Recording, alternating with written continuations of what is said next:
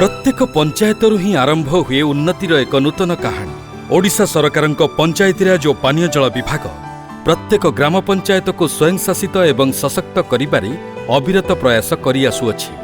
एही प्रक्रिया रे पंचायतीराज और पानीय जल विभागर आभ्यंतरीण ऑडिट गुरुत्वपूर्ण भूमिका ग्रहण करिथाय।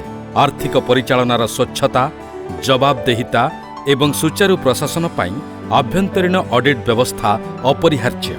पंचायतीराज और पानीय जल विभागर आभ्यंतरीण ऑडिट एही विभाग अधीनस्थ कार्यालय मानकर ऑडिट करिथाय।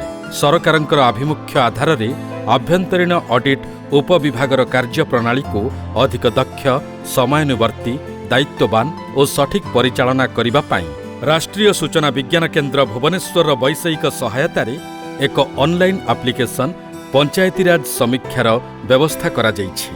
एही एप्लिकेशन रो उपयोग फल रे समीक्षार समस्त पर्याय अधिक सरल, पारदर्शी, दक्ष और समयानुवर्ती होई परिबो। विभागर दायित्व रे थिबा अधिकारी मानक ठारु आरंभ करी समीक्षा करा जाउथिबा कार्यालयर दायित्व रे थिबा अधिकारी माने समीक्षार समस्त सूचना एसएमएस, ईमेल तथा एही पोर्टाल रे लॉगिन करी जानि परिबे तथा दरकारी तथ्य और नथि को पोर्टाल रे अपलोड करि परिबे। एही व्यवस्था द्वारा समीक्षा विवरणी बा ऑडिट रिपोर्ट मध्य सहजरे प्रस्तुत होई परिबो।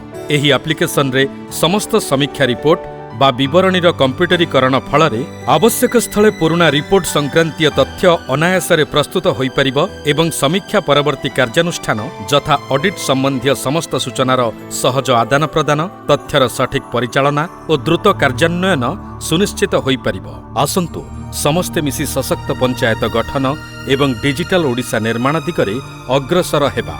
सशक्त पंचायत और विकसित ओडिशा आमर लक्ष्य। पंचायतीराज समीक्षा दक्ष परिचालनार आधार तथा समीक्षार नूतन परिभाषा।